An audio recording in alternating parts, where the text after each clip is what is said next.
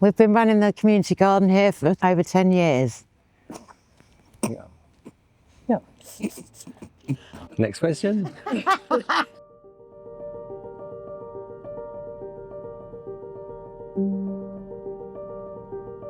Hi, my name's Sarah. We're in Westmead Garden and I'm run the community garden here with my friend Demetrious. On the Kingsmead Estate. We should add. I think the events we hold is the best thing we're most proud of, because we do a lot of events throughout the year.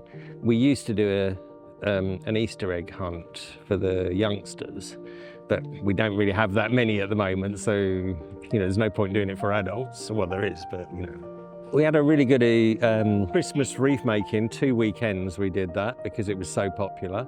And and we did actually have to have people queuing because we'd literally run out of tables. We'd run out of tables for everyone to use. We also did pumpkin carving in Halloween. We've had various barbecues through the summer. Hopefully we'll be doing a pizza day again soon. Yeah.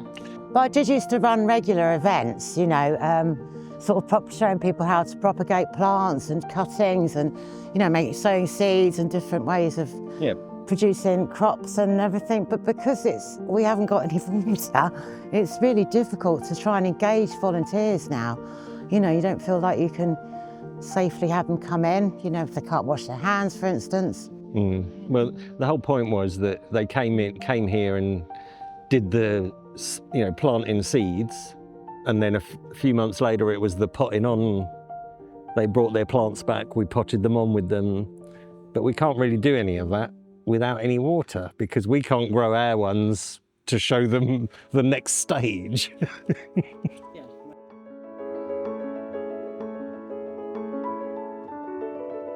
We tend to grow things that you can't get in the shops easily. Yeah. More unusual varieties. Round yellow courgettes and cucamelons. Anise tomatoes. And heirloom heritage tomatoes. I've got black ones last year.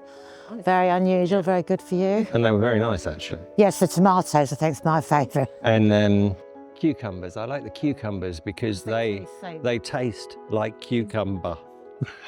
Rather than water, like the ones you get in supermarkets. Oh yeah, we have an olive tree and we get olives off of it. I've actually got a bucket pickling in the shed of this year's Hackney organic olives. It does take about 3 months to get them to a stage where you can eat them, at least. So we've been making hugel beds. In the other garden. I keep calling them hugel. What are they called again? They're just hugel. Let's say hugel. Hugel beds, I think. Hugel beds, so making hugel beds. And so we start off basically with wood, decaying wood at the base of the bed, and then sticks and any vegetation, well-rotten compost, layers and layers of manure and layers of this, leaf mould, and then the top layer of compost. So as it all breaks down, it heats up, so the bed heats up 20 degrees or something by the end of March. So you can start planting out a lot earlier than you would anywhere else in the garden. And it also provides nourishment without you having to keep feeding. We actually encourage people to just grow their own stuff. I mean, when we do our seedlings, we always end up with more than we need, so we tend to give them to our volunteers so they can take them home. And we'll give them a little, put it in a big pot and let it, how to treat it, basically. But it also encourages other people to do other bits in other gardens. Yes. Well, people come here and get seeds all the time. I mean, we have here Bean tin. Bean tin. That's this year. That's last year's beans ready for planting this year. Yeah, I mean, a lot of the elderly people that come here, it's more social than actually doing any gardening. They just want to come and have a cup of tea and chat. Yes. And a lot of them, I think it's the only contact they have. Yeah, and some of the other residents that used to come here that are too elderly to come now, I still pop round and see them. Yeah, like Hannah. Hannah, I'm going to go and do her hydrangea for her on Friday, have a cup of tea with her. You know, so. And that's the other thing, we do offer, like, you know, we'll help if someone's got a big thing in their garden, we'll get a bunch of volunteers and maybe go around for an hour give them a little help, on the condition that they come here and give us a bit of help. I think we've had a few new volunteers, which I found really inspiring because they're quite young, so they can do a lot of the hard work that I can't. And they're so enthusiastic as well. It really sort of G's you along because, you know, it can get a bit demoralising when you haven't got any water to keep coming to the garden and just keep going. But yeah, their enthusiasm's really helped. I mean, I tend to do the building things that need doing, like the bowser thing, or replacing the twigs with this stainless steel wire to hold the grapes up, because the branches that were there originally had rotted away. And I really enjoy teaching people. Yeah, Sarah's really teaching good people how I've been teaching them how to prune currants and the gooseberries recently, and then showing them how to make cuttings from them and growing them on.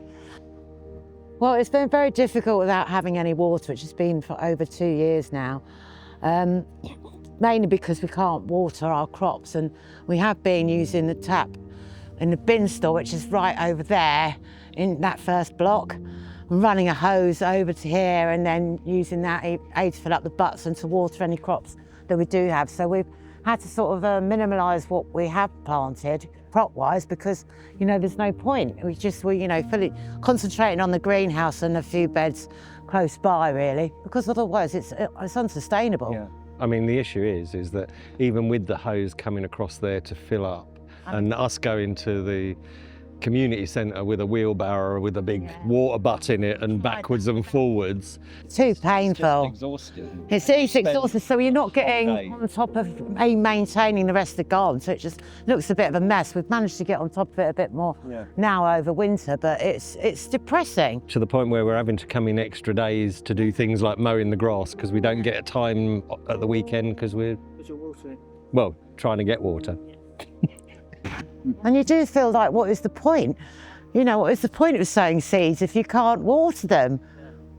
You know, I usually grow them on at home, and then I don't want to bring them over here because I think they're just going to die. Yeah. I mean, the other issue is that people just throw rubbish, although we have now chicken wired the whole fence.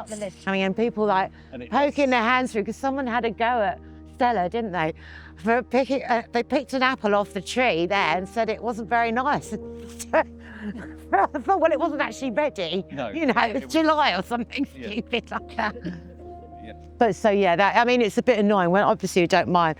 I mean, the original reason was to put things all around the edges so people could, you know, pick currants and things when they went past. But if people had just snapped the branches off and abuse it, and you just get fed up, and it's just frustrating. But you don't feel like you used to say to engage more volunteers to come in if they can't A, wash their hands, B, water the plants that they've planted. I mean, because we started giving people a sort of bed each or bed together that they could look after and focus on themselves. So Stella did a Mediterranean, like Greek, she wanted a Greek bed. She was doing aubergines and courgettes and tomatoes and wild rocket last year, you know, which is really nice.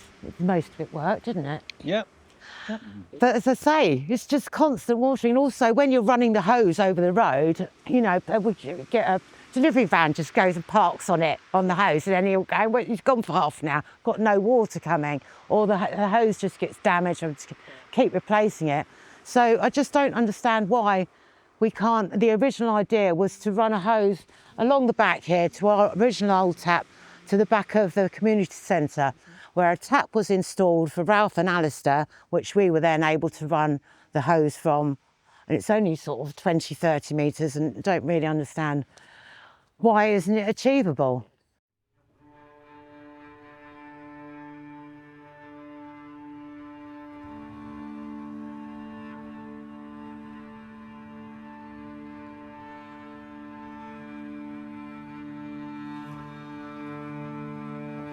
I mean, we're probably down to about half of what we used to have because we're limited to what we can do.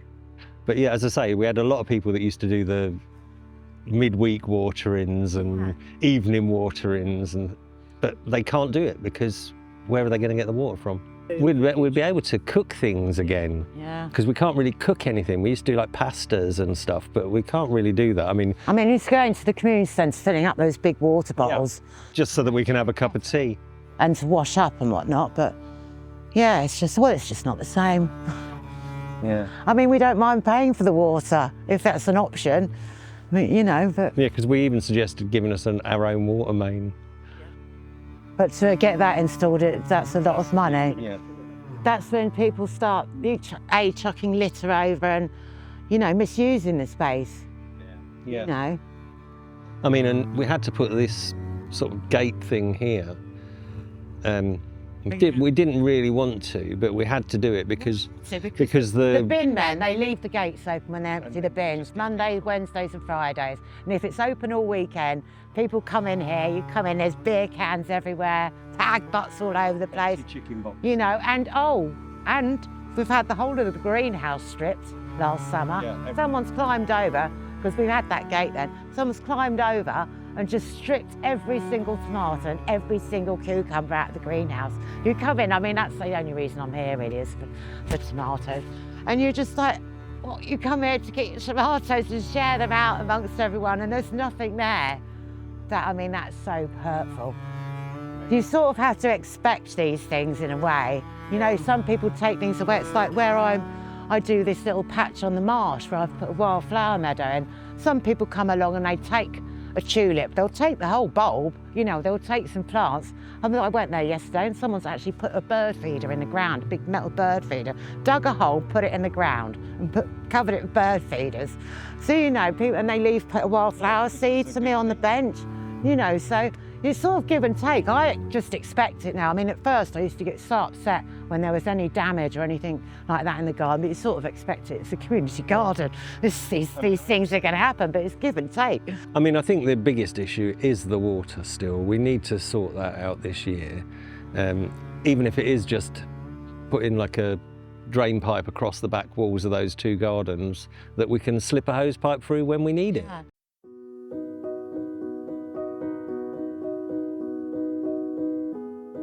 And I want to rename this estate the Sunflower Estate in memory of Alistair, who's passed away because of his cousin said every time she saw sunflowers it reminded her of him. So I'm getting everybody involved. I've got the Adventure Playground and planting sunflowers. Hopefully we can go into the school and maybe we could arrange something with you in school. And just covering the whole place with sunflowers. We're going to rival the Poppy Estate next door. That's a lovely idea. Yeah. And Ralph's given us loads of sunflowers that Alistair planted from the previous years, the seeds from the previous plants. So what I'm trying to do is get people to take them home and have them on their windowsills. So if we get every single child to take one home, we can name it after them, and then we can have a race and see who gets the biggest. And then in a way they can look after it themselves as well. Maybe even try and cover the whole of this garden, the whole of the front of the estate, by the bus stops. If Demetrious wasn't here, if he has to go away for whatever reason, holiday or visit his mum, there is no way I'd be able to get that hose out on my own. It would be impossible. I wouldn't be able to do it. And Michael here, is a bit frail. And if some of the other volunteers don't turn up, it's just me and him, then it just simply wouldn't be watered. We'd be able to use, what, the water from the butts, but that'd be it. Yeah, because if we get the hose out on a Saturday to fill the butts, literally that's all you can do with it. Yeah. By the time you've filled all the butts, it's time to go. They're all full now, obviously, because they've just been buckets all round and filling them up for all the rainfall we've had. There was the suggestion of the water butts on the roofs and things, but that only really works in the winter. Because in the summer you don't get enough of rain to fill them. The roof, I'm not walking around there with a watering can out the back exactly. there. That's why we spent the whole summer filling water butts and buckets. By the new build of the flats, that's what they were saying about putting a butt on that drain pipe. Just imagine me with a watering can. It's too far for me.